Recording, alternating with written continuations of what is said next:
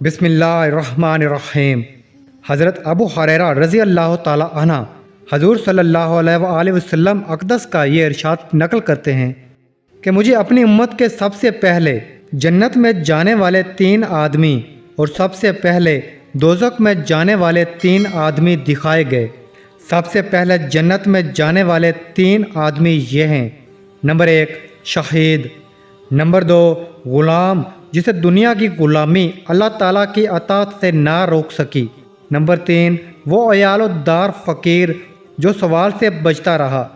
اور دوزخ میں سب سے پہلے جانے والے 3 شخص یہ ہیں: نمبر 1 وہ حاکم جواد خود لوگوں پر مسلط ہو گیا، نمبر 2 وہ مالدار آدمی جو اپنے مال سے اللہ تعالیٰ کا حق ادا نہیں کرتا، نمبر 3 متکبر فقیر۔